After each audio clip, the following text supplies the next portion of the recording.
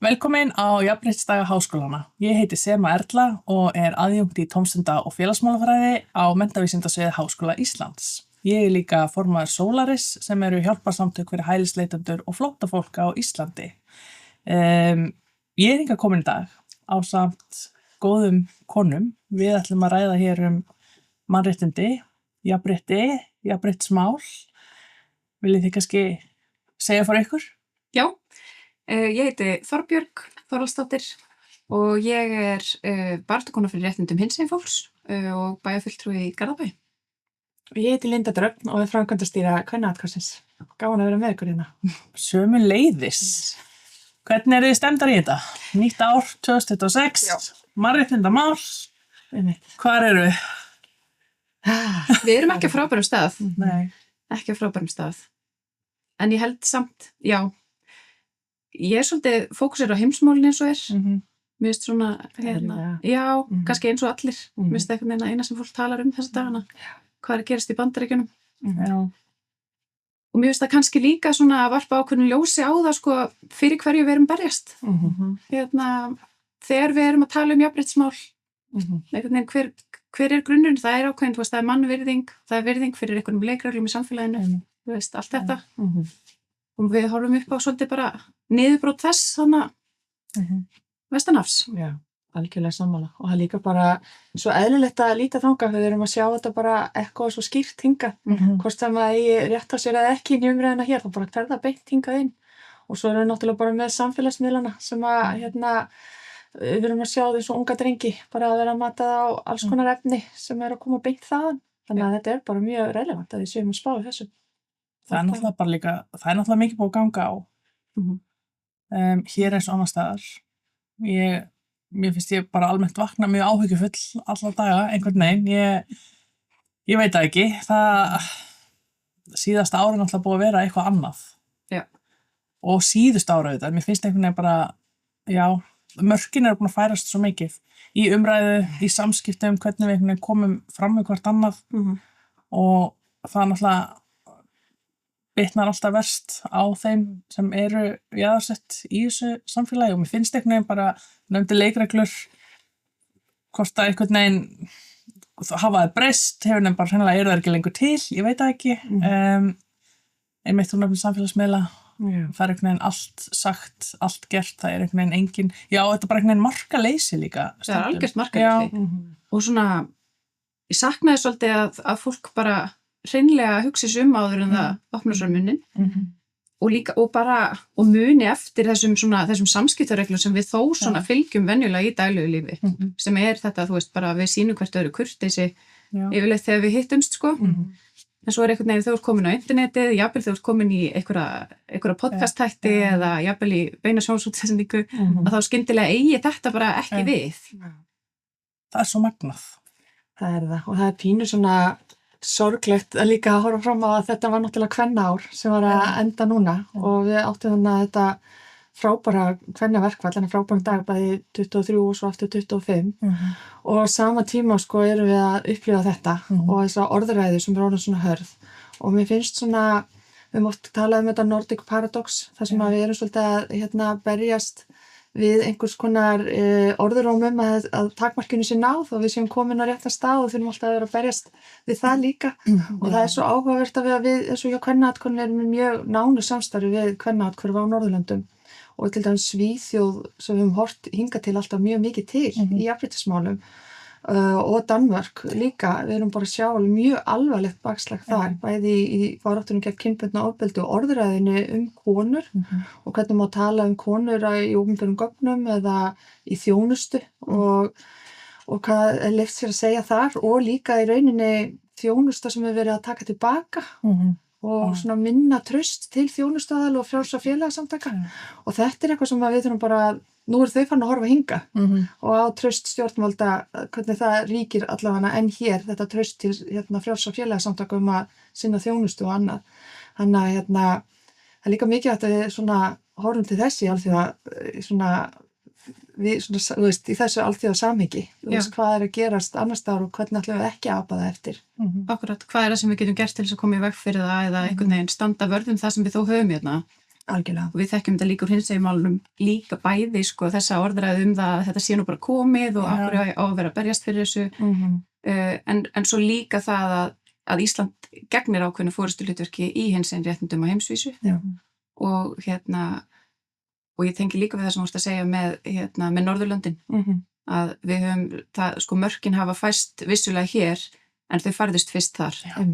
Og þau færðust fyrst í Bandaríkjunum. Þetta einhvern veginn, við erum svo mikið eiland, þótt að vissulega gerist hlutirnir, sko, mér finnst þeir vera að gerast hraðar núna eftir að Trump var forseti, einhvern veginn, það svona eins og hlutirnir eskalerist hraðar, en þetta samt búið að vera svona að koma í nokkur ár, einhvern veginn öll þessi orðræða, og einmitt þetta vantraust á félagasamtökum sem rosalega alvarlegt. Af því að það skiptir rosalega miklu máli í sterkur lýðræðisríki að þessi svokallaði þriðji geiri sé sterkur, sé vel fjármagnaður og að það ríki traust, þú veist, að fólk treysti þessum félögum. Algjörlega. Af því að auðvitað sinna þessi félög svo ótrúlega mikilvægri þjónustu, oft þjónustu sem að stjórnvöld eru ekki fær sinna. Og bara eru á þeim stað einhvern veginn sjá hlutina frá öðru sjónarhorni og geta bent á hluti sem betur með að fara. Og það skiptir svo miklu máli að stjórnvöld upplifir svoleiðis aðhald ekki sem árás. Nákvæmlega. Og það bara þarna sem maður sér hvað orðræðan kröftug og hvað hún hefur mikið völd. Hún hefur völd bæði upp og niður, einhvern veginn.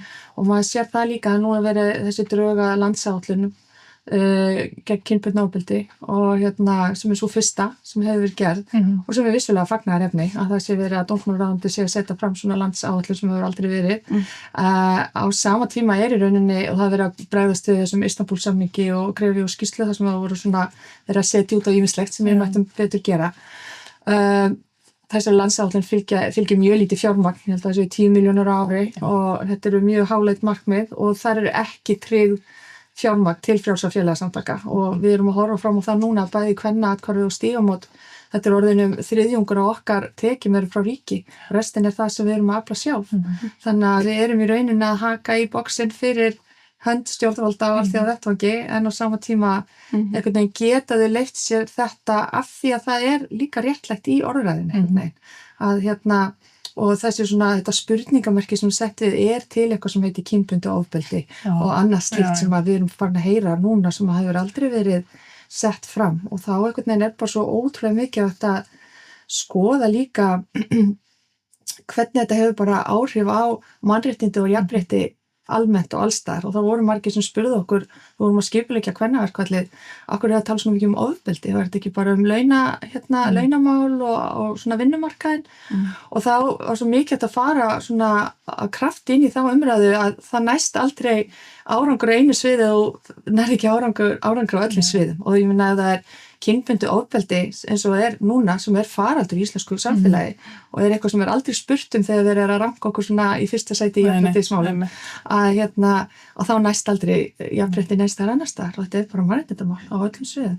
Og helst náttúrulega bara í hendur, öll þessi mál haldast einhvern veginn í hendur og réttindi þessara hópa sem eiga undir högg að sækja og eru beitt meira ofbeldi og alltaf svo margt í þessu sem það að segja sko eins og þetta með stjórnvöld það svo ótrúlega merkilegt líka einhvern veginn að horfa upp á hvernig þau hafa einhvern veginn mist áhugan á samtali við þriðja geirann, við félagasamtök að svo mörgu leyti, það einhvern veginn og mörg sem tala þetta það einhvern veginn ekki tekið til því, það ekki hlusta á tillögur, það er ekki einu sinni einhvern veginn oft viljum bara til þess að ræða hlutina og hort til þessar dýrmætu þekkingar sem til staðar og oft þetta náttúrulega einstaklingar sem hafa reynslu af kerfinu sem hluti af þessum samtökum sem getur rauninni komið með bara reynsluna sína beint inn á borðið en það einhvern veginn virðist vera áhuginn að því hafi minkað og þar alveg verður náttúrulega þessi einhvern veginn, það þessar gjár sem verða einhvern veginn til í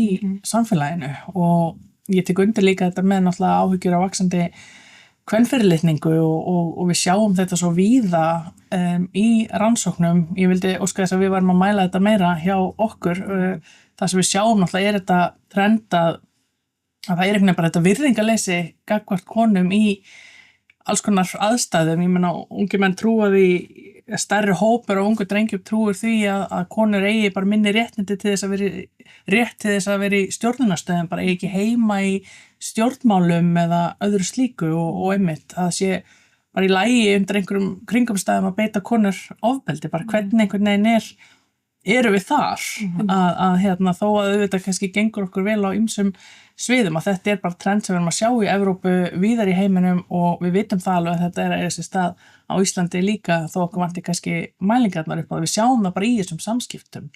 Og þetta birtist líka í þessum hinsegin fórnum vegna þess að undirliggjandi þeim eru þessar hugmyndir það bara hvert hlutverk, hver hlutverk kynjana og þú veist, hvernig kona má ég vera, hvernig kall má ég vera, má ég vera eitthvað staðar þar fyrir utan, þú veist, og samhliða þessum svona ótrúlega sterku og svona formföstu kynhlutverkum að þá þetta þrífast fordómar og þrífast þessar hugmyndir konuna sem hérna heilögu móður og sem nú bara helst að vera inn á heimilinu. Og svo getur þú tekið þetta einmitt lengra og hvernig þetta tengist útlendingaandúð og einmitt bara réttindum þessara hópa, hvað sem við erum að tala þungunarof eða hreinlega bara til þess að við getum farið út í tilverurétt fólk, skilurðu, að fá einhvern veginn bara vera og það bara einhvern veginn svo dapurlegt ef að við erum þar einhvern veginn, að við séum ekki að horfa á samfélagið, hvað gengur vel, hvað maður betur fara, við erum einhvern veginn að takast á það, bara með rétt fólk til þess að fá að vera til og við finnst, þú veist, það hræðir með að það sé einhvern veginn orðin einhver pólitísk átakalína, ég fatti, hvernig erum við bara þar, þú veist, það svo margt sem við getum verið að ræða og jafnvel tekist á mismunandi hugmyndir og það sem ég finnst líka bara mjög sorglegt í þessu öllu saman einhvern veginn hvernig við getum ekki tala saman lengur. Mér finnst það sýna svo skýrt hvaða áhrif hatursorðræði hefur. Þegar fólk fer að tala með einhverju svona óhefluðum hætti tiltekna hópa fólks, hvað fólk einhvern veginn, það hefur áhrif okkur öll, við missum öll einhvern veginn næmnina fyrir því, hversu ljótt þetta og verðum svo móttækilegri fyrir einhverjum fordómafullum hugmyndum. Og þannig að þetta verður svona þessi vítarhingur og mér finnst við vera bara að horfa á hennar snjóbolta bara rúlla af staðina og það skiptir svo miklu máli að fólk segi eitthvað í þessum aðstæðum. Algjörlega. Ég veit það einhvern veginn þetta með og það ekki það að við séum ekki tilbúin til þess að ræða mismunandi nálganir á málefni samfélagsins, ekki það hvort að fólk megi vera til eða ekki, en það einmitt út af því hvernig orðræðan orðin hefur þróast og orðræða náttúrulega, hún flæðir eftir vindum, sterkustu vindum samfélagsins hverju sinni og svo margt einhvern veginn, sem að einhver leyti má segja sé bara orðið eðlilegt að segja og gera í dag, var það bara ekkert fyrir kannski nokkrum mánuðum síðan og auðvitað verðum að líka einhvern veginn að draga mörkin bara til að vernda sjálfa sig og sitt fólk í þessu, ég meina það margt sem ég væri mjög mikið til í að fara inn í umræðu en þú veist, á ég að gera það með einhverjum sem svo gott sem kannski bara til að mann vera réttræpan eða eitthvað. Hvernig... hvar dregur maður lífuna? Það er ógeðslega flókið. En mér finnst svona svolítið lenska og mér finnst þetta lenska í stjórnmálastjættinni. Það þessi svona yfirgnæfandi þögn. Það bara þögn. Og við sjáum það eins og inn á Alþingi. Það verið að leggja fram frumvarp loka búsetuúrræði sem að öll mannréttindasamtök á Íslandi nánast og fleiri standa gegn og það bara, það heyrist ekkert. Engar heitar umræður. Engar umræður, það bara allir sammála að þetta sé í lagi. Við ætlum að fangelsa börn og það allt í lagi. Víst bara það einhvern veginn að það núna fara að hafa áhrif, þessi harða orðræða. Fólk dregur sig til hér á tíma þar sem aldrei eins mikilvægt að tala. Og eins og þú ert að segja, hvenær á maður að taka umræðina og maður einhvern veginn aldrei eins lítið til í það núna þegar maður veit að það mun koma svona mikil harka á móti en á sama tíma það aldrei eins mikilvægt að það kannski fullt af ungu fólki að hlusta og þarf að heyra þetta. Þannig að mér finnst það bara að það að koma í ljós þessi aðferðafræði sem bara náttúrulega búin að vera undirliggjandi sem að byggja á ótta og sundrungu og að egna jaðarhópum gegn hvor öðrum og kenna öðrum jaðarhópum hvað er að gerast fyrir hinn og annað slíkt, þannig að og láta okkur berjast bitana af sömu kökunni fjárhagslega, þannig að það svona þetta mjög systematískt einhvern veginn verið að búa til þessa sundrungu sem að í rauninni sko það að berjast fyrir réttindum fólks og þjónusta þolendur og berjast gegn kynbundnu ofbeldi og öðru ofbeldi átt á engan hátt að vera einhvern veginn til þess að tala gegn einhverju öðru. Við vitum það að það líka ofbeldi gegn mörgum öðrum aðilum heldur konum. En það tekur það ekki af þessu að það faraldur sem kynbundið ofbeldi. Að sjálfsögðu þurfum við og hér á Íslandi að þjónusta betur fullt af hópum sem ekki verið að þjónusta nógu vel eins og ofbeldi gegn konum í neyslu, ofbeldi gegn fötluðum eða aðilum sem að geta ekki leita sér aðstoðar og ofbeldi gegn körlum og öllum kynjum. Það á ekki að þurfa að vera annarkvort eða. Það breytir því ekki þessi faraldur í gangi. Og það einhvern veginn þessi umræða búin og hún byrjaði strax bara þegar við vorum farin að tala öryrkja og aldraða gegn innflytjendum. Og þetta bara byrjaði þar strax og náttúrulega löngu áður. Að það einhvern veginn sko, allir þessir hópar settir á móti hver öðrum og þetta að einhverju ástæðu og nú sundrungin fann að virka. Umræðan orðin dofin og fólk farið að veigra sér við að stíga fram sem þetta mjög alvarlegt. Það nefnir ótta í þessu samhengi. Það náttúrulega bara elsta triksi í bókinni að ala á ótta í garð einhverja ákveðna hópa ef þú ert einhvern veginn að reyna að sækja þér einhver völd eða viðhalda þinni valdastöðu í samfélaginu og kannski að því út af öllu þessu sem við höfum nefnt að hversu fyrirferða mikið bara þetta vald að þetta snýst svo að miklu leyti vald og fólk sem að tala svona, það er svo mikið vald í orðræðu, það er svo mikið vald í því einhvern veginn að geta valið það hvernig þú notar og hvenar náttúrulega þú notar þína rödd, þinn vettvang, þitt plattform einhvern veginn og þau sem ala ótta sem mest náttúrulega að gera það að því þau eru að reyna að viðhalda sinni einhvern veginn yfirbörða valdastöðu í samfélaginu eða einhvern veginn að reyna að endurheimta hana eða eitthvað slíkt og mér finnst það einhvern veginn svo mikilvægt í þessu samhengi líka því þú nefnir þetta frumvarp varðandi það að lögfesta það að fangilsa börn til dæmis. Ég horfði á þessu umræðu inn á Alþingi í haust. Það voru 5 þingmenn ef ég man rétt sem tóku til umræðu frumvarpið. Man ekki hvort það var með eða til viðbóta við ráðherra sem var að kynna það.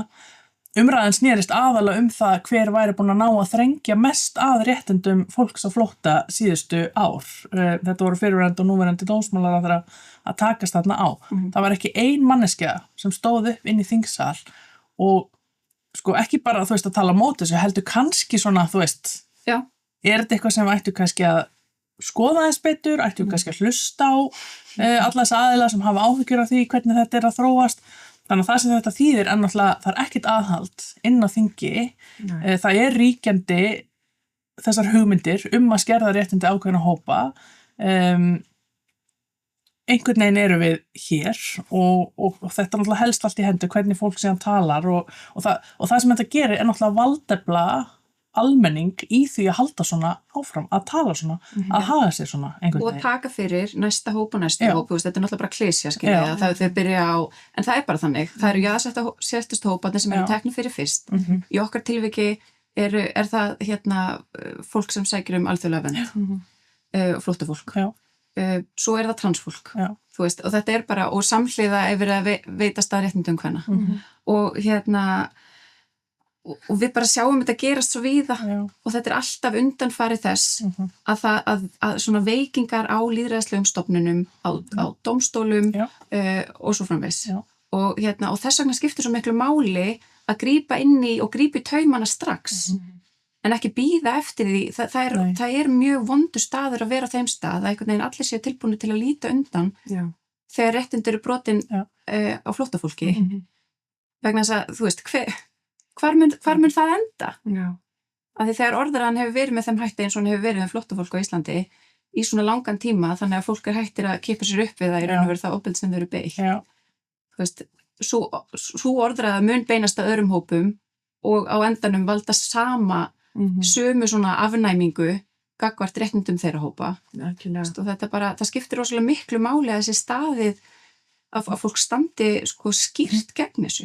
Og það bara hefur svo áhugavert að sjá hvað auðvelt að færa línuna og lækka þröskuldin. Það bara og það mjög, við finnum það bara í þjónustu kvenna, hversu svo og bara í samskiptum við aðra samstarfsaðila og annað, það er alltaf að færast til hvar þjónustan liggur og hvað við þolum að horfa upp á mikið og við sáum bara mun á því eins og ég áður fyrir bara ef að kona hafði engin hús að venda og var kannski ekki að flýja ofbeldi en þurfti að komast af götuna af öðrum ástæðum eða var í erfiðri stöðu, þá fór bara allt í gang.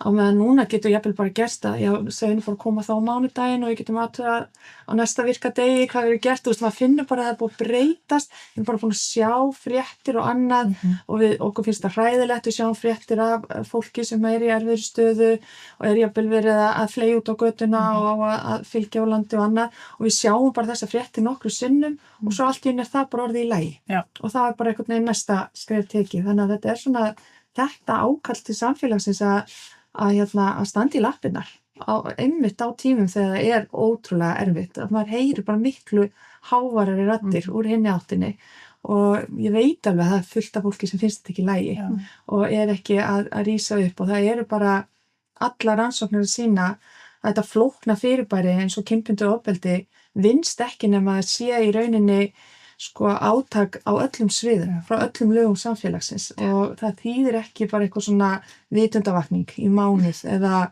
svona stutt kynning í skólum eða þú veist, þetta er ekki að bera árangur. Kynning á sal fyrir allan nefndahópinn og lingastigi.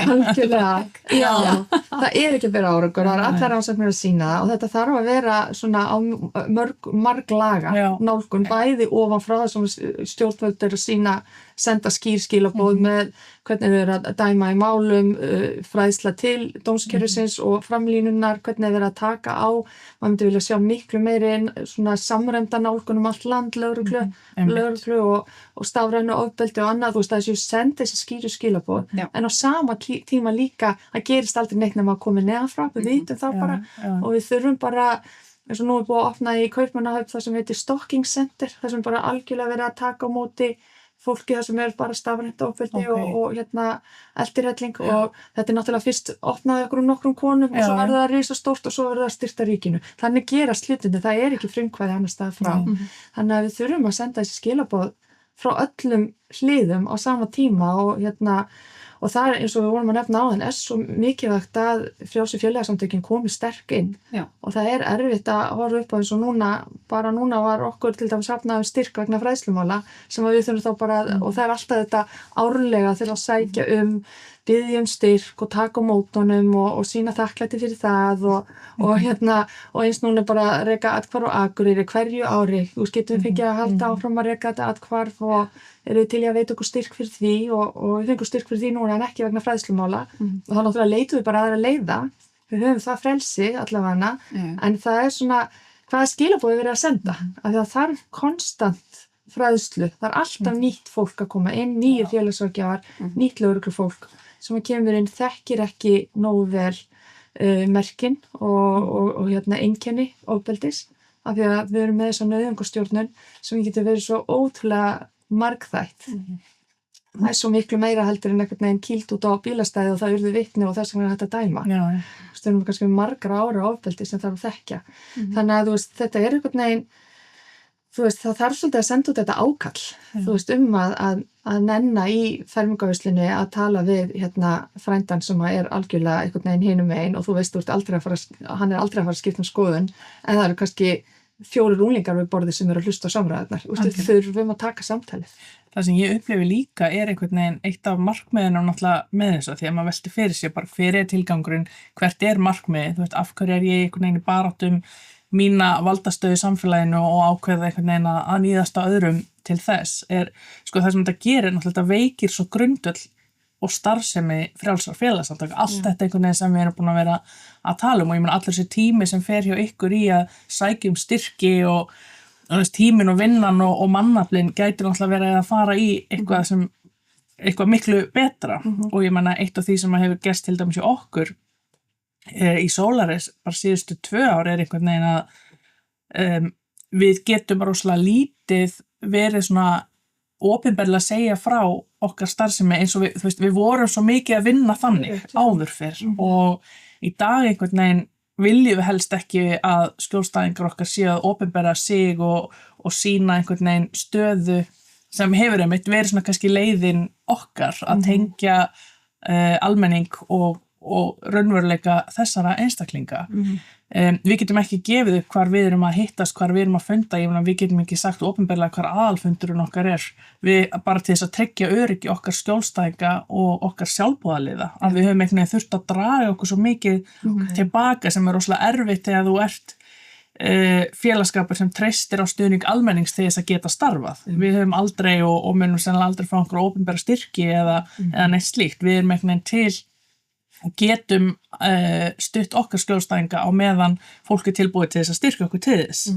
En við höfum einhvern veginn þurft að draga rosalega, draga okkur einhvern veginn út úr sviðsljósinu að þessu leyti. Til að vera ykkur. Já, og ég meina það bara því orðræðan sko, það hefur náttúrulega alltaf verið einhver hópur sem hefur bara verið mjög illa við það sem við erum að gera og okkar skjólstæðinga. Þetta hefur náttúrulega vaxið alveg rosalega og orðræðan hefur líka einhvern veginn svona kannski farið frá því við erum náttúrulega bara ömurleg, við erum alls konar yfir í að við erum bara hryðjuverkasamtök. Já. Við erum komin, og það er svona þú kannski svona heyrðir þetta, last þetta í einhverju kommentum með eitthvað svona, en þetta er bara orðið einhver svona lína.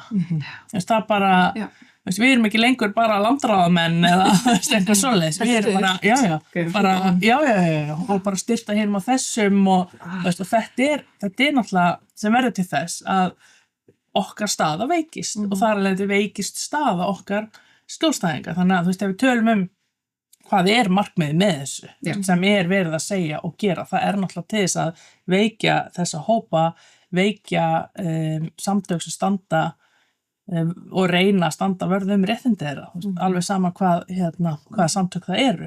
Þannig að við finnum þetta mjög skýrt. Ég starfaði fyrir samtökin 78, var bæði formaður og svo starfsmaður á skrifstofu og þessi breyting sem hefur orðið á undanförnum árum þar sem að undir lokin starfaði við samskiptamál og þessar sko endalausu árásir á félagið, þar sem fólk sífellt að reyna að gera hluti sem bara venjulega hlutastarf sem okkar tortryggilega. Og það mitt, við höfum fæst úr því að vera bara, pirrandi yfir í að vera sko bara hreinlega barnaníðingar. Hættuleg.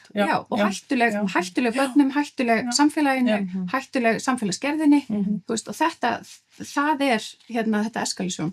En við getum ennþá, eða ég er hægt að vinna en samtökin geta ennþá auglýst til dæmis sína aðalfundi og svona, en það er alltaf gæsla. Það er eitthvað sem var ekki sko. Þannig að og sama tíma því þið nefni dómskerfið sko, núna í haust var lagt fram frumvarp hatursorðræðu, af því við hefum nefnt það hérna líka. Tilgangurinn með frumvarpinu var í rauninni að víkka út skilgreininguna, þannig einhvern veginn að það sé erfiðara að skilgreina eitthvað sem hatursorðræðu. Í rauninni var bara svolítið við ætlum að leyfa fólki að segja ljótari hluti á þess að sé hægt að kæra það. Að það sé einhvern veginn eina sem er lagt fram í þessu samhengi. Að við ætlum að víkka út... Þrengja. Víkka út sko rými til þess að tjá hatursmiðl og orðræðu. Þannig að við ætlum að þrengja sko skilgreininguna á hugtakinu. Og maður bara svona í alvöru. Ég held sko, að því að ég er ekkit endilega á því að það eigi, að við eigum að vera að refsa fólki sko með fangelsisvist eða, fyrir tjáningu. En ef að það stendur til að gera eitthvað svona, þá þyrfti að koma massívar mótvægisaðgerðir á hinn endan. Það sem að fólk er frætt það. Hvaða áhrif hefur hatursorðræða? Hvernig grefur hún undan lýðræði í samfélögum, stöðlar sundrungu, ítir minnihlutahópum út í skuggana? En það er einhvern veginn ekki partur af samtali. Og þetta er ekki góð þróun.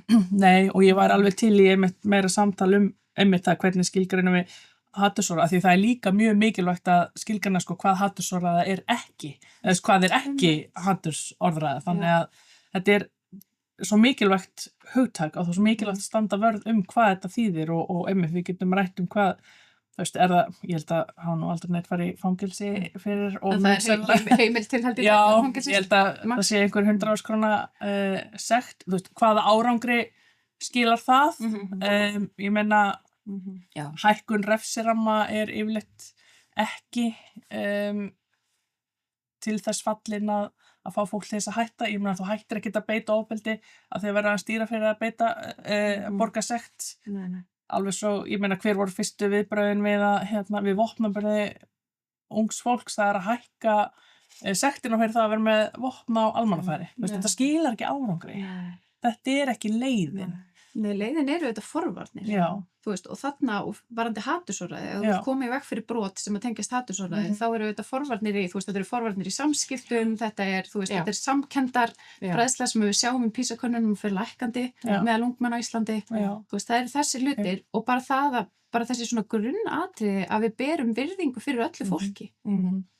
Þetta er ekki flokknar en þetta, en auðvitað er þetta mjög flókið í framkvæmd. Þannig, sko, þetta, ég meina það er bara að vera meðvitað. Já, og þetta er alveg hægt, sko. Og það náttúrulega var mjög áhugavert að fylgjast þetta með þessari umræðu gegn kynjafræði í skólum og annað sem náttúrulega var svona þetta vist bakslag í því líka, en það er einmitt hluti af þessu langvarandi forvörnum og svona fyrstu forvörnum. Það sem verið að fara á yngri stigin og bara ræða samskipti kynjana og almenn samskipti, tilfinningalæsi og annað slíkt sem að hefur mjög mikil áhrif af því að við erum að fá bæði til okkar og við vitum eins og í sjúk ást hjá Stígamótum, símtöl frá og spjall frá ungum drengjum sem að eru ekki vissir hvort þeir hafi beitt ofbeldi, þekkja ekki lífina og þetta er allt orðið mjög ruglandi og ruglingslegt og eins bara stúlkur sem að eru ekki vissar hvort það hafi verið beittar ofbeldi eða hvort þetta sé eðlilegt,